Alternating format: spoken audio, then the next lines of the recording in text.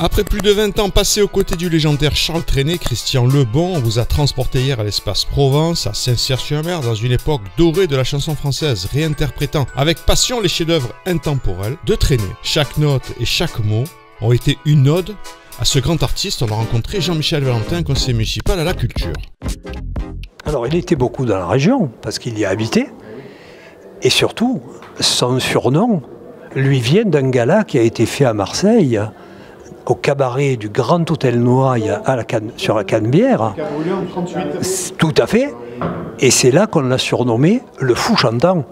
Voilà. Et donc on le fait venir aujourd'hui parce que c'est presque le printemps et on inaugure un peu le printemps des poètes avec ce merveilleux répertoire de Charles Trenet qui est absolument plein de poésie. C'est des chansons bondissantes, c'est plein de gaieté, de joie, il y a de la joie, je chante, mais c'est un élan de vie absolument fabuleux et on se devait quand même d'honorer Charles Trenet. L'an dernier nous avions honoré Claude Nougaro pour les 20 ans de sa disparition.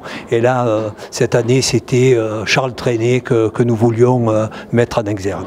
Que dit-on sur les toits, que répètent les voix de ces chats qui s'ennuient. Des chansons que je connais et je traduis pour toi. Et les voici, les voilà. Ben, ça fait 24 ans. 24 ans déjà. Ouais. J'ai vu un peu dans le tableau que tu as passé pas mal de temps avec... Ben, 20 ans. 20 ans, c'est ça. 20 ans. 20 ans. C'est ça qui est formidable. Hein. Aix-en-Provence, Perpignan, Juan-les-Pins. Eh oui, c'était la tournée d'été. Là, on est là parce que, évidemment, c'est les 24 ans de la disparition de Charles Trenet. Et puis, c'est surtout aussi le Printemps des Poètes. Parce qu'en fait, c'est lui qui a lancé le Printemps des Poètes. Moi, je me souviens, avec l'orchestre à la Maison de la Radio, c'était extraordinaire. C'est lui qui a eu l'idée, justement, de lancer ce Printemps des Poètes. Et aujourd'hui, c'est comme la fête de la musique. C'est indiscutable, c'est incontournable. C'est vraiment la fête des musiciens, de la poésie et des artistes. Parce qu'il me disait toujours, tiens, ben, cet été, on va faire la tournée. Alors, la tournée d'été, c'était en fait... c'était Perpignan. Ensuite, on allait à Narbonne. Ensuite, c'était Aix-en-Provence et c'était Juan-les-Pins. Parce que partout, en fait, ben, il avait des maisons. Alors, à Aix-en-Provence, c'était l'endroit où il aimait bien, en fait, écrire, composer, réfléchir, se retrouver, tout simplement.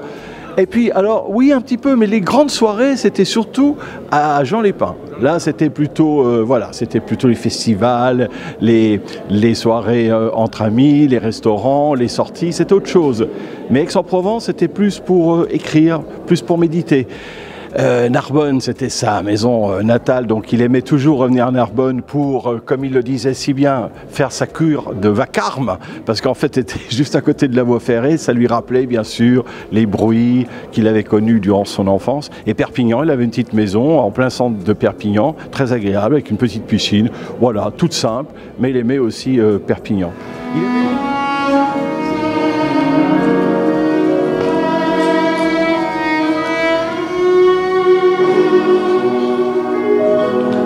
Eh ben, ça va très bien, très heureux d'être ici à Saint-Cyr.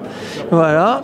Première fois à Saint-Cyr, ouais. Première fois, absolument, tout à fait. Je pratique ce que j'appelle le surf musical, puisque la musique, il y a une harmonie en fait, et cette harmonie, eh ben, je vais venir la surfer avec le violoncelle, comme si l'harmonie c'était une vague et le violoncelle, il vient au milieu de cette vague. Voilà, c'est le surf musical harmonique.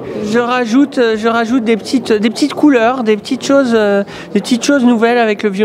Mais je pense qu'il va apporter une touche d'originalité, des couleurs de son différentes. Ça va colorer un petit peu le spectacle. Et puis il y a le visuel aussi, il ne faut pas se mentir. C'est vrai que c'est beau, hein, c'est un bel instrument à voir. Voilà, on est face au public, donc on vit les émotions du concert. Je vis les émotions du concert, donc ça va apporter finalement un plus émotionnel. Les amis, on espère que vous avez aimé cette vidéo de TV Sud. Alors montrez-le, likez, commentez et partagez un maximum. Et surtout, n'oubliez pas de vous abonner et d'activer la cloche pour ne rien manquer. Ensemble, on fait monter cette vidéo en haut des algorithmes. À très bientôt sur TV Sud, les amis.